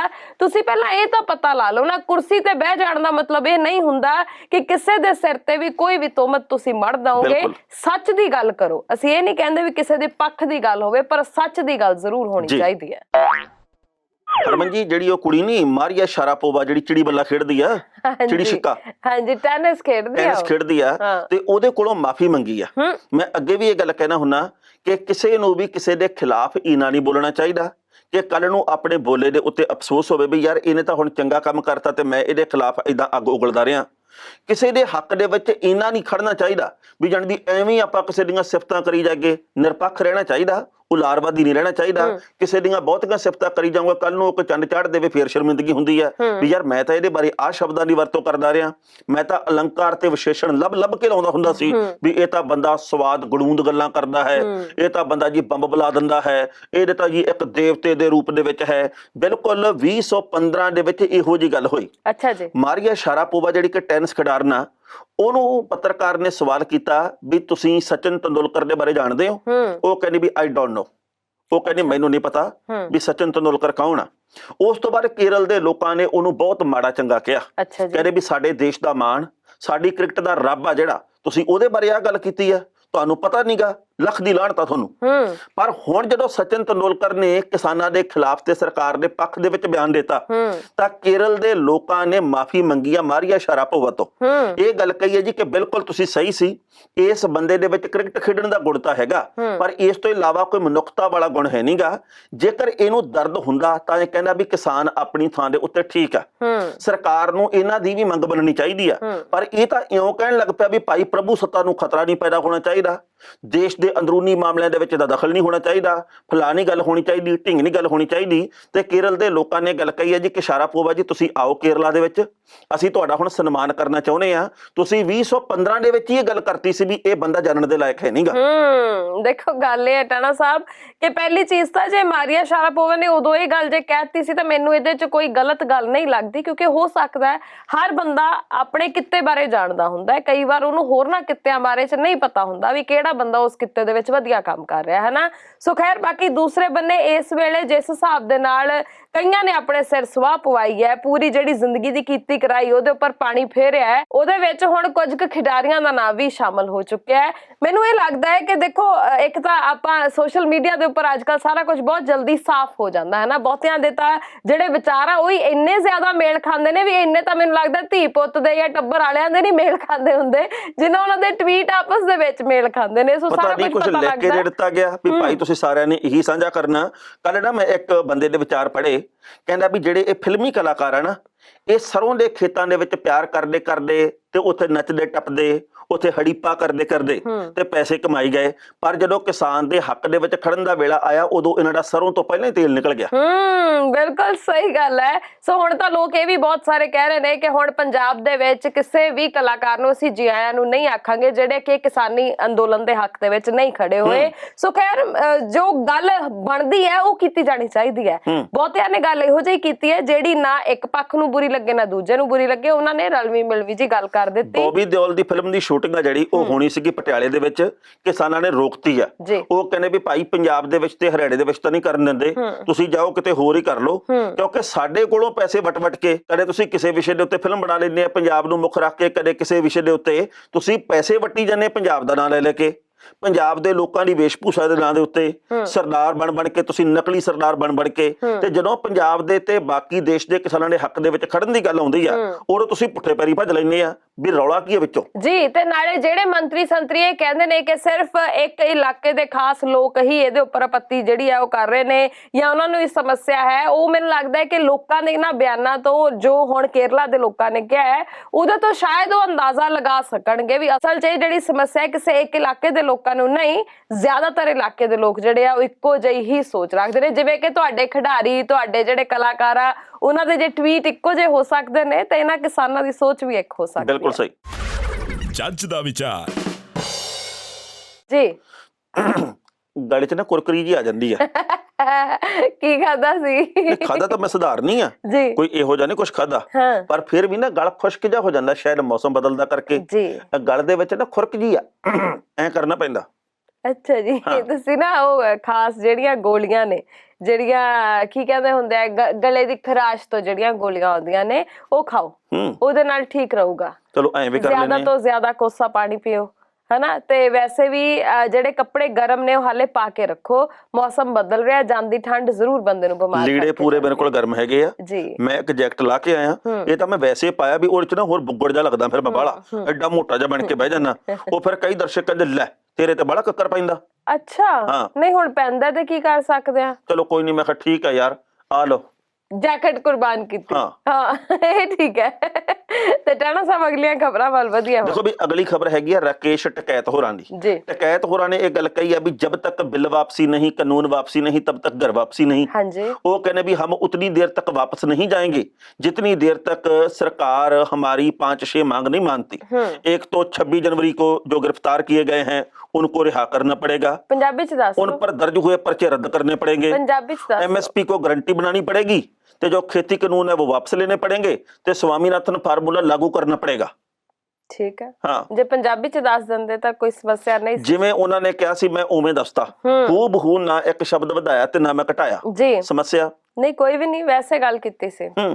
ਤੇ ਰਾਕੇਸ਼ ਟਕੈਤ ਹੋਰਾਂ ਦੀਆਂ ਗੱਲਾਂ ਸਹੀ ਵੀ ਨੇ ਜੀ। ਜਿਹੜੇ ਮੁੱਦੇ ਤੋਂ ਜਿਵੇਂ ਆਪਾਂ ਤੁਰੇ ਸੀ ਉਹ ਮੁੱਦੇ ਹਾਲੇ ਵੀ ਜਿਉਂਦੇ ਤੇ ਉਹ ਖੜੇ ਨੇ, ਉਹ ਗੱਲਾਂ ਹਾਲੇ ਵੀ ਜਿਉਂਦੀਆਂ ਤੇ ਉਹ ਬਰਕਰਾਰ ਨੇ, ਉਹ ਹਾਲੇ ਵੀ ਉੱਥੇ ਹੀ ਸਰਕਾਰਾਂ ਅੜੀਆਂ ਹੋਈਆਂ ਨੇ। ਪਰ 2-3 ਗੱਲਾਂ ਦੇ ਉੱਤੇ ਬਾਕੀ ਕਿਸਾਨ ਆਗੂਆਂ ਦੇ ਮਨ ਦੇ ਵਿੱਚ ਕਈ ਤਰ੍ਹਾਂ ਦੇ ਸ਼ੱਕ ਪੈਦਾ ਹੋਏ ਆ। ਉਹਨਾਂ ਦੇ ਵਿੱਚੋਂ ਇੱਕ ਤਾਂ ਇਹ ਪੈਦਾ ਹੋਇਆ ਉਹਨਾਂ ਨੂੰ, ਉਹ ਕਹਿੰਦੇ ਵੀ ਜਿਸ ਦਿਨ ਭਾਰਤ ਦਾ ਚੱਕਾ ਜਾਮ ਕਰਨਾ ਸੀਗਾ 6 ਤਰੀਕ ਨੂੰ 3 ਘੰਟੇ ਦੇ ਲਈ, ਉਸ ਦਿਨ ਉੱਤਰਾਖੰਡ ਤੇ ਉੱਤਰ ਪ੍ਰਦੇਸ਼ ਦੇ ਵਿੱਚ ਆਪੇ ਹੀ ਕਿਹੜੀ ਗੱਲੋਂ ਫੈਸਲਾ ਲੈ ਲਿਆ ਟਕੈਤ ਸਾਹਿਬ ਨੇ ਵੀ ਭਾਈ ਇਹਨਾਂ ਦੋਹਾਂ ਸੂਬਿਆਂ ਦੇ ਵਿੱਚ ਅਸੀਂ ਨਹੀਂ ਚੱਕਾ ਜਾਮ ਕਰਨਾ। ਭਾਵੇਂ ਕਿ ਗੱਲ ਸਹੀ ਹੋਵੇ ਟਕੈਤ ਸਾਹਿਬ ਦੀ ਵੀ ਭਾਈ ਇਹਨਾਂ ਦੋਹਾਂ ਸੂਬਿਆਂ ਦੇ ਵਿੱਚ ਹਿੰਸਕ ਘਟਨਾਵਾਂ ਵਾਪਰ ਸਕਦੀਆਂ, ਉਹ ਕਹਿੰਦੇ ਸਾਨੂੰ ਉਹ ਕਹਿੰਦੇ ਸੂਚਨਾ ਮਿਲੀ ਹੈ, ਪਰ ਸਾਰਿਆਂ ਨੂੰ ਭਰੋਸੇ ਦੇ ਵਿੱਚ ਲੈ ਕੇ ਚੱਲਣਾ ਚਾਹੀਦਾ ਜੀ। ਪਰ ਉਹਨਾਂ ਨੇ ਇਹ ਵੀ ਗੱਲ ਦਾ ਜ਼ਿਕਰ ਕੀਤਾ ਸੀ ਉਦੋਂ ਰਾਕੇਸ਼ ਟਕੈਤ ਹੋਰਾਂ ਨੇ ਕਿ ਯੂਪੀ ਤੇ ਉੱਤਰਾਖੰਡ ਦੇ ਵਿੱਚ ਗੰਨੇ ਦੀ ਜਿਹੜੀ ਕਟਾਈ ਆ ਉਹ ਹੋ ਰਹੀ ਹੈ ਤੇ ਜਿਹੜਾ ਗੰਨਾ ਹੈ ਉਹ ਅੱਗੇ ਪਹੁੰਚਾਉਣਾ ਹੈ ਸ਼ੂਗਰ ਮਿੱਲਾਂ ਤਾਈਂ, ਤੇ ਇਸ ਲਈ ਉਹਦੇ ਵਿੱਚ ਕਿਸਾਨਾਂ ਨੂੰ ਕੋਈ ਰੁਕਾਵਟ ਨਾ ਆਵੇ। ਤੇ ਅਗਲੀ ਗੱਲ ਉਹਨਾਂ ਨੇ ਇਹ ਕਹੀ ਹੈ ਜੀ ਕਿ 2 ਅਕਤੂਬਰ ਤੱਕ ਇਹ ਕਿਸਾਨ ਅੰਦੋਲਨ ਚੱਲੂਗਾ। ਦੇਖੋ ਕੋਈ ਵੀ ਬਿਆਨ ਦੇਣਾ, ਕਿਸੇ ਵੀ ਕਿਸਮ ਦੀ ਗੱਲ ਕਰਨੀ ਹੈ, ਸੰਯੁਕਤ ਕਿਸਾਨ ਮੋਰਚੇ ਦੀ ਸਾਰੇ ਦੀ ਸਹਿਮਤੀ ਹੋਣੀ ਜ਼ਰੂਰੀ ਆ। ਟਕੈਤ ਸਾਹਿਬ ਜੇ ਤਾਂ ਸਾਰਿਆਂ ਦੇ ਨਾਲ ਸਹਿਮਤੀ ਨਾਲ ਹੀ ਬਿਆਨ ਦਿੰਦੇ ਆ, ਜਾਂ ਕੋਈ ਵੀ ਹੋਰ, ਜੇਕਰ ਕੱਲ ਨੂੰ ਰਾਜੇਵਾਲ ਹੋਰੀ ਵੀ ਆਪਣੇ ਕੋਲੋਂ ਬਿਆਨ ਦੇ ਰਹਿਣ, ਡਾਕਟਰ ਦਰਸ਼ਨਪਾਲ ਹੋਰੀ ਆਪਣੇ ਕੋਲੋਂ ਹੀ ਬਿਆਨ ਦੇ ਰਹਿਣ, ਉਗਰਾਹਾਂ ਹੋਰੀ ਆਪਣੀ ਕੋਲੋਂ ਬਿਆਨ ਦੇ ਰਹਿਣ, ਤਾਂ ਉਹਦੇ ਨਾਲ ਵੀ ਸਾਰਿਆਂ ਦੇ ਮਨ ਵਿੱਚ ਕਈ ਤਰ੍ਹਾਂ ਦੇ ਸ਼ੰਕੇ ਪੈਦਾ ਹੋ ਸਕਦੇ ਆ। ਇਸ ਕਰਕੇ ਏਕਤਾ ਸਮੇਂ ਦੀ ਬਹੁਤ ਵੱਡੀ ਜ਼ਰੂਰਤ ਹੈ। ਇਹ ਨਾ ਹੋਵੇ ਆਪਣੇ ਲਈ ਸ਼ਬਦ ਇਹ ਵਰਤਣੇ ਸ਼ੁਰੂ ਹੋ ਜਾਣ ਕਿ ਕਿਸਾਨ ਅੰਦੋਲਨ ਵਿੱਚ ਪੜੀ ਤਰੇੜ आई दराड़, ये तो अब फूट पड़ गई। वो तो बहाना भालदे आ भी एक जना आ कुछ बोलदा, दूजा जना आ कुछ कहंदा। बिल्कुल सही गल है। बाकी देखो गल ये है कि ਜ਼ਮੀਨੀ ਹਕੀਕਤਾਂ ਤੇ ਅਖਬਾਰਾਂ ਦੇ ਵਿੱਚ ਛਪੀਆਂ ਹੋਈਆਂ ਗੱਲਾਂ ਦੇ ਵਿੱਚ ਜ਼ਮੀਨ ਅਸਮਾਨ ਦਾ ਫਰਕ ਹੈ। ਚਾਹੇ ਅੱਜ ਬਹੁਤ ਸਾਰੀਆਂ ਗੱਲਾਂ ਜਿਹੜੀਆਂ ਉਹ ਨਿਕਲ ਕੇ ਸਾਹਮਣੇ ਆ ਰਹੀਆਂ ਤੇ ਬਹੁਤ ਸਾਰੀਆਂ ਨਿਕਲਣ ਦੇ ਵਿੱਚ ਵੀ ਦੇਰੀ ਲੱਗ ਰਹੀ, ਕਿਉਂਕਿ ਇੰਟਰਨੈਟ ਦੀ ਸਮੱਸਿਆ ਹੈ, ਆਪਾਂ ਸਾਰੇ ਜਾਣਦੇ ਹਾਂ। ਉਹਦੇ ਕਰਕੇ ਬਹੁਤ ਸਾਰੀਆਂ ਗੱਲਾਂ ਜਿਹੜੀਆਂ ਉਹ ਲੋਕਾਂ ਤੱਕ ਪਹੁੰਚ ਵੀ ਨਹੀਂ ਪਾ ਰਹੀਆਂ। ਪਰ ਚਲੋ ਅਸੀਂ ਤਾਂ ਇਹ ਚਾਹੁੰਦੇ ਹਾਂ ਕਿ ਜਿਸ ਤਰੀਕੇ ਨਾਲ ਸ਼ਾਂਤਮਈ ਹੁਣ ਤੱਕ ਇਹ ਸਭ ਕੁਝ ਚੱਲਦਾ ਰਿਹਾ, ਏਕੇ ਦੇ ਨਾਲ ਚੱਲਦਾ ਰਿਹਾ, ਉਸੇ ਤਰੀਕੇ ਨਾਲ ਅੱਗੇ ਵੀ ਵੱਧਦਾ ਰਹੇ। ਬਿਲਕੁਲ ਜੀ। ਤੇ ਇਸ ਕਿਸਾਨ ਅੰਦੋਲਨ ਦੇ ਬਾਬਤ ਹਾਲੇ ਤੱਕ ਚੰਗੀਆਂ ਖਬਰਾਂ ਹੀ ਆ ਰਹੀਆਂ। ਅੱਜ ਮੈਂ ਸਵੇਰ ਦੇ ਵੇਲੇ ਹਰਮਨ ਜੀ 5-6 ਫੋਨ ਕੀਤੇ ਸਿੰਘੂ ਬਾਰਡਰ ਦੇ ਉੱਤੇ। ਮੈਂ ਇੱਕ ਗੱਲ ਜ਼ਰੂਰ ਪੁੱਛਦਾ ਹੁੰਨਾ, ਇਕੱਠ ਵੱਧ ਗਿਆ, ਘਟ ਗਿਆ, ਜਾਂ ਫਿਰ ਓਨਾ ਹੀ ਆ? ਤੇ ਸਾਰੇ ਸੱਜਣੀ ਇਹ ਗੱਲ ਕਹਿੰਦੇ ਆ। ਦੇਖੋ ਮੈਂ ਇਹ ਨਹੀਂ ਚਾਹੁੰਦਾ ਹੁੰਦਾ ਵੀ ਸਾਰੇ ਇੱਕ ਥਾਂ ਤੇ ਬੈਠੇ ਹੋਣ ਜਿਨ੍ਹਾਂ ਨੇ ਵਿਚਾਰ ਦੇਣੇ ਆ। ਕਦੇ ਕਿਸੇ ਨੂੰ ਫੋਨ ਕਰੋ, ਕਦੇ ਕਿਸੇ ਨੂੰ ਕਰੋ ਫੋਨ, ਸਾਰਿਆਂ ਤੋਂ ਰਲਵੇਂ ਮਿਲਵੇਂ ਵਿਚਾਰ ਲਓ। ਸਾਰਿਆਂ ਦਾ ਇਹੀ ਕਹਿਣਾ ਵੀ ਇਕੱਠ ਬਹੁਤ ਵੱਡੇ ਪੱਧਰ ਦੇ ਉੱਤੇ ਆ, ਪਰ ਇਸ ਇਕੱਠ ਦੇ ਵਿੱਚ ਏਕਤਾ ਤਾਂ ਹੈਗੀ ਆ। ਕਿਸਾਨ ਆਗੂਆਂ ਦੇ ਵਿੱਚ ਏਕਤਾ ਰਹਿਣੀ ਬਹੁਤ ਜ਼ਰੂਰੀ ਆ। ਜੇਕਰ ਉਹਨਾਂ ਦੇ ਵੱਲੋਂ ਪਾਟੋ ਧੜ ਵਾਲੀ ਕੋਈ ਗੱਲ ਕੀਤੀ ਗਈ ਤਾਂ ਫਿਰ ਨਿਰਾਸ਼ਾ ਪੈਦਾ ਹੋਊਗੀ। ਹਾਲ ਦੀ ਘੜੀ ਕੋਈ ਨਿਰਾਸ਼ਾ ਨਹੀਂ ਹੈ। ਬਿਲਕੁਲ ਸਹੀ, ਕਿਉਂਕਿ ਉਹਨਾਂ ਦੇ ਮਗਰ ਹੀ ਤਾਂ ਲੋਕਾਂ ਨੇ ਚੱਲਣਾ ਹੈ ਨਾ। ਜੇ ਉਹੀ ਖਿੰਡ ਗਏ ਤਾਂ ਫਿਰ ਲੋਕ ਜਿਹੜੇ ਇਸ ਵੇਲੇ ਜੋਸ਼ ਦੇ ਵਿੱਚ ਨੇ, ਜਿਹੜੇ ਲੋਕ ਇਸ ਵੇਲੇ ਬਹੁਤ ਕੁਝ ਸੋਚੀ ਬੈਠੇ ਨੇ, ਉਹ ਸਾਰਿਆਂ ਦੇ ਉੱਪਰ ਪਾਣੀ ਫਿਰ ਜਾਊਗਾ। ਮੈਨੂੰ ਨਾ ਫੋਨ ਆਇਆ ਇੱਕ ਸੱਜਣ ਦਾ, ਕਹਿੰਦੇ ਬਾਈ ਜੀ ਅਸੀਂ ਤੁਹਾਨੂੰ ਮਿਲਣਾ ਸੀਗਾ। ਮੈਂ ਕਿਹਾ ਬਈ ਮੈਂ ਤਾਂ ਜਲੰਧਰ ਆ। ਕਹਿੰਦੇ ਅਸੀਂ ਆ ਕਿਤੇ ਸਿੰਘੂ ਬਾਰਡਰ ਦੇ ਉੱਤੇ ਅਸੀਂ ਨਾ ਪੌਪਕਾਰਨ ਦਾ ਲੰਗਰ ਲਾਇਆ। ਅੱਛਾ ਜੀ। ਮੈਂ ਕਿਹਾ ਵੀ ਤੁਹਾਡਾ ਧੰਨਵਾਦ, ਤੁਸੀਂ ਲੰਗਰ ਲਾਇਆ, ਪਰ ਤੁਹਾਡੇ ਤੇ ਸਵਾਲ ਤਾਂ ਕੋਈ ਨਹੀਂ ਨਾ ਉੱਠਿਆ ਵੀ ਤੁਹਾਨੂੰ ਕਿਸੇ ਨੇ ਫੰਡਿੰਗ ਕੀਤੀ ਹੈ। ਮੈਂ ਕਿਹਾ ਵੈਸੇ ਮਾਨਸਿਕ ਤੌਰ ਦੇ ਉੱਤੇ ਤਿਆਰ ਰਹੋ, ਕੋਈ ਵੀ ਕਿਸੇ ਬਾਰੇ ਵੀ ਕੁਝ ਵੀ ਕਹਿ ਸਕਦਾ। ਜੇਕਰ ਪੀਜ਼ੇ ਬਾਰੇ, बाकी लंगरा के बारे गल उठ सकती है, कल नू ये कह रहे यहाँ तो पॉपकॉर्न बरताते हैं, यहाँ तो पॉपकॉर्न लेके जाते हैं, यहाँ तो मक्की की फसल की बात ही बहुत ऊंचे पर सतर पर उठ रही है। ऐदा उदा करके उन्होंने औखे सौखे होर ही कुछ बना लेना, जिवें मैं औखा जा होके हिंदी बोलदा। जज दा विचार। ਟਾਣਾ ਸਾਹਿਬ, ਲੋਕਾਂ ਦੇ ਸ਼ੌਕ ਬੜੇ ਅਵੱਲੇ ਹੁੰਦੇ ਨੇ, ਕਿਸੇ ਨੂੰ ਕਿਸੇ ਤਰ੍ਹਾਂ ਦਾ, ਕਿਸੇ ਨੂੰ ਕਿਸੇ ਤਰ੍ਹਾਂ ਦਾ, ਔਰ ਹਮੇਸ਼ਾ ਕਹਿੰਦੇ ਹੁੰਦੇ ਸ਼ੌਕ ਦਾ ਕੋਈ ਮੁੱਲ ਨਹੀਂ ਆ, ਹਨਾ। ਬੰਦੇ ਨੂੰ ਆਪਣੇ ਸ਼ੌਕ ਪੂਰੇ ਕਰ ਲੈਣੇ ਚਾਹੀਦੇ ਨੇ, ਪਰ ਏਦਾਂ ਦੇ ਲੋਕ ਨੇ, ਏਦਾਂ ਦੇ ਉਹਨਾਂ ਦੇ ਸ਼ੌਕ ਨੇ ਵੀ ਜਿਹੜੇ ਸੁਣ ਕੇ ਬੰਦੇ ਨੂੰ ਸ਼ੌਕ ਲੱਗ ਜਾਂਦਾ ਵੀ ਆ ਕੀ। ਹਾਂ, ਇਹ ਗੱਲ ਸੱਚੀ ਵੀ ਹੈ ਤੁਹਾਡੀ ਜੀ। ਮੈਂ ਨਾ ਕਈ ਵਾਰੀ ਮੁੰਡਿਆਂ ਨੂੰ ਦੇਖਦਾ ਜਿਹੜੇ ਅੱਜ ਕੱਲ ਨਵੀਂ ਪੀੜ੍ਹੀ ਦਾ ਕੁਝ ਕੁ ਹਿੱਸਾ ਜਿਹੜੇ ਕਿ ਬਾਹਲੇ ਵਾਲ ਬੂਲ ਜੇ ਇੰਜ ਕਰਕੇ ਰੱਖਦੇ ਆ, ਇੰਜ ਕਰਕੇ ਜਿਵੇਂ ਪਰਾਲੀ ਵਾਲੇ ਖੇਤ ਚੋਂ ਲੰਘੇ ਹੁੰਦੇ ਆ, ਐ ਸੜੇ ਜਿਹੇ ਵਾਲ ਹੁੰਦੇ ਜਿਹਨਾਂ ਦੇ, ਉਹਨਾਂ ਦੇ ਇੱਕ ਮੁੰਡੇ ਦੇ ਇੱਥੇ ਨਾ 3-4 ਕੋਕੇ ਜੇ ਪਾਏ। ਅੱਛਾ। ਤੇ ਮੈਂ ਇਹਨੂੰ ਕਿਹਾ, ਮੈਂ ਕਿਹਾ ਨਾਲ ਰੱਸੀ ਵੀ ਪਵਾ ਲੈਣੀ ਸੀ, ਕੀ ਪਤਾ ਤੂੰ ਕਦੋਂ ਭੱਜੇ। ਮਤਲਬ ਇਹ ਆ ਵੀ ਲੋਕਾਂ ਦੀ ਗੱਲ ਹੀ ਹੋਰ ਆ। ਜਦੋਂ ਇੱਥੋਂ ਜੇ ਨੱਕ ਚੋਂ ਮੁੰਡਾ ਕਾਂਟਾ ਜਿਹਾ ਪਾਈ ਫਿਰੂਗਾ, ਕੋਕਾ ਜਿਹਾ ਪਾਈ ਫਿਰੂਗਾ, ਕਈ ਬੁੱਲ ਜੇ ਬਣਾਈ ਫਿਰਦੇ ਹੁੰਦੇ ਆ, ਕਈ ਇੱਥੇ ਜੇ ਪਾਈ ਫਿਰਦੇ ਹੁੰਦੇ ਆ, ਕੋਈ ਪਤਾ ਨਹੀਂ ਕੀ ਚੱਲਦਾ ਅੱਜ ਕੱਲ, ਪਤਾ ਨਹੀਂ ਹੈ ਨਾ। ਪਰ ਇੱਕ ਬੰਦਾ, ਉਹ ਭਾਈ ਸਾਹਿਬ ਨੇ ਨਾ ਆਪਣੇ ਮੱਥੇ 'ਚ ਹੀਰਾ ਜੜਵਾ ਲਿਆ। ਅੱਛਾ। ਹਾਂ, ਲੋਕੀ ਮੁੰਦੀਆਂ 'ਚ ਆਪਣੇ ਗਹਿਣਿਆਂ 'ਚ ਜੜਵਾਉਂਦੇ ਨੇ, ਉਹਨੇ ਮੱਥੇ ਤੇ ਹੀ ਜੜਵਾ ਲਿਆ। ਦੇਖੋ, ਉਹਨੇ ਹੰਸਰਾਜ ਹੰਸ ਦਾ ਗਾਣਾ ਸੁਣ ਲਿਆ। ਕਿਹੜਾ? ਠੋਡੀ ਉੱਤੇ ਤਿਲ, ਬਾਹ ਤੇ ਮੋਰਨੀ ਨਹੀਂ, ਤੋਂ ਮੱਥੇ ਉੱਤੇ, ਉਹ ਤਾਂ ਚੰਨ ਸੀ, ਨਗ ਨਹੀਂ ਸੀ। ਹਾਂ, ਮੱਥੇ ਉੱਤੇ ਚੰਨ ਖੁਣਵਾਈ ਫਿਰਦੀ ਨੀ ਵਣਜਾਰਨ ਕੁੜੀਏ।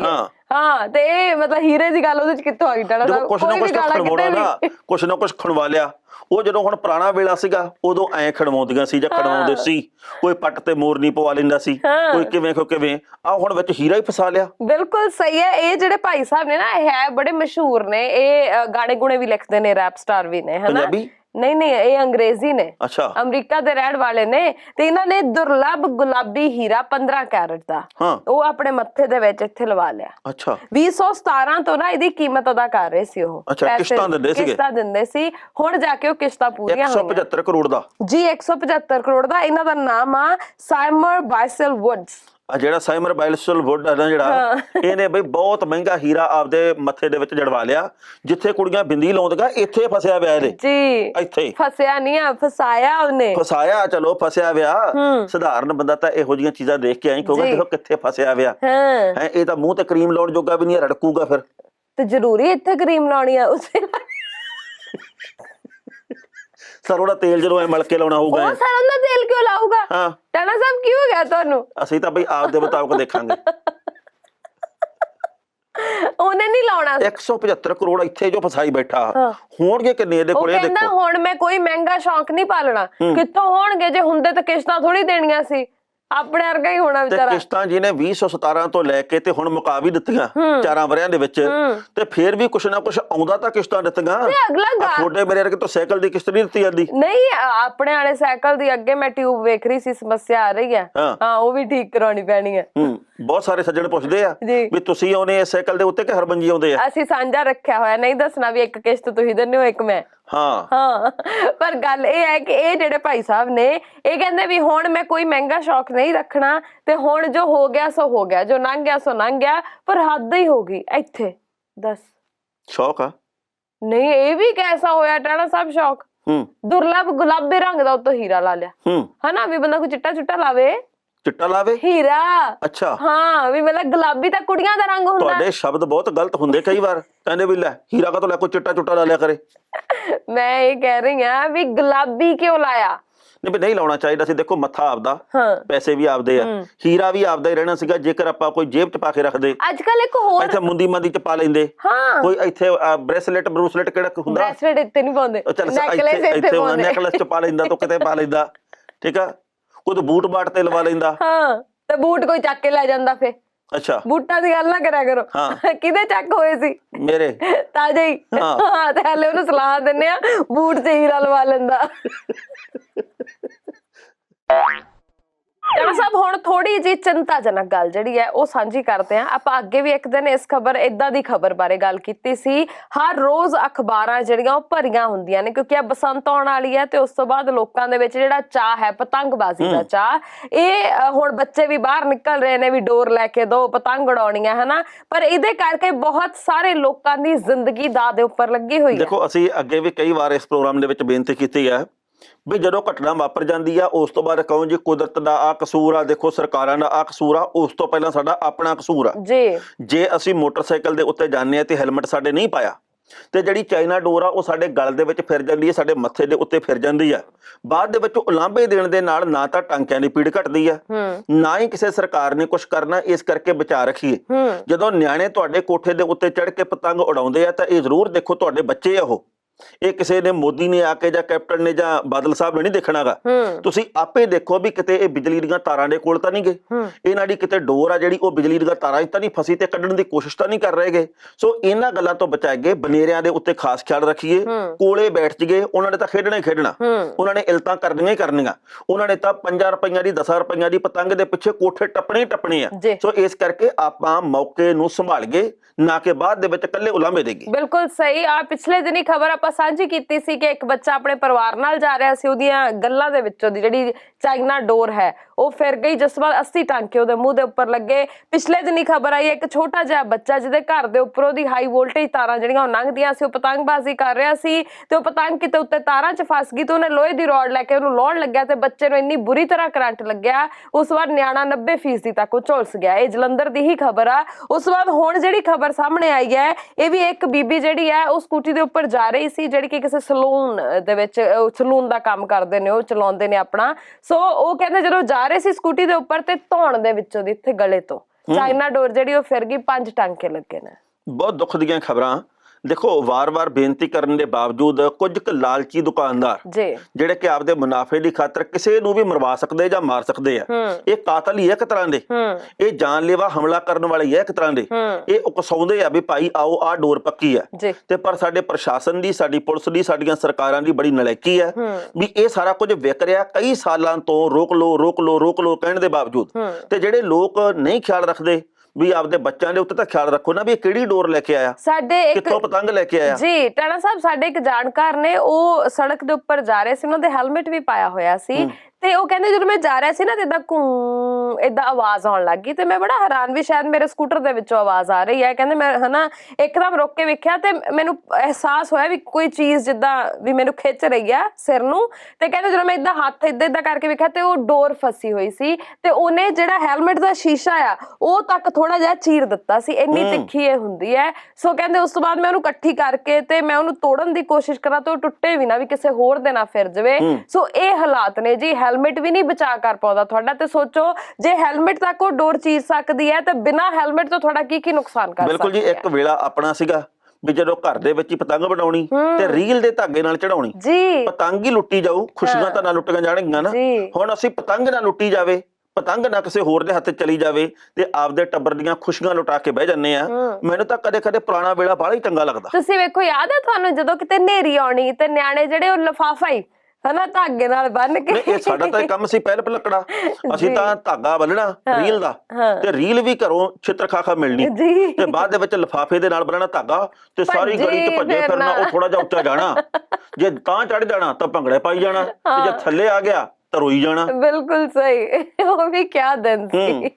ਸੋ ਖੈਰ ਉਹ ਵੇਲਾ ਨਿਕਲ ਗਿਆ, ਪਰ ਬਚਾਅ ਦੇ ਵਿੱਚ ਬਚਾਅ ਹੈ। ਆਪਣੇ ਬੱਚਿਆਂ ਨੂੰ ਇਹਨਾਂ ਚਾਈਨੀਜ਼ ਡੋਰ ਦੇ ਬਾਰੇ ਚ ਸਮਝਾਓ ਤੇ ਉਹਨਾਂ ਨੂੰ ਲੈਣ ਤੋਂ ਮਨਾ ਕਰੋ। ਆਪਾਂ ਇਹਨਾਂ 2-5 ਰੁਪਈਆਂ ਦੇ ਪਿੱਛੇ ਕਿਸੇ ਦੀ ਜ਼ਿੰਦਗੀ ਦੇ ਨਾਲ ਨਹੀਂ ਖੇਡ ਸਕਦੇ। ਕੋਈ ਪਤਾ ਨਹੀਂ ਇਹ ਡੋਰ ਸਾਨੂੰ ਕਦੋਂ ਘੇਰਾ ਪਾ ਲਵੇ, ਹਨਾ। ਸੋ ਬਾਕੀ ਫਿਲਹਾਲ ਦੇ ਲਈ ਪ੍ਰੋਗਰਾਮ ਇੱਥੇ ਸਮੇਟਦੇ ਹਾਂ ਜੀ, ਜਾਣਦਾ ਹੋ ਗਿਆ ਵੇਲਾ। ਆਪਣੀ ਪ੍ਰਤੀਕਿਰਿਆ ਜ਼ਰੂਰ ਸਾਡੇ ਤੱਕ ਪਹੁੰਚਾਇਓ। ਦੋਵਾਂ ਦਿਓ ਇਜਾਜ਼ਤ, ਸਤਿ ਸ਼੍ਰੀ ਅਕਾਲ। ਤੁਸੀਂ ਵੇਖਦੇ ਰਹੋ ਪ੍ਰਾਈਮ ਏਸ਼ੀਆ ਟੀਵੀ, ਤੁਹਾਡਾ ਆਪਣਾ ਤੁਹਾਡੇ ਲਈ।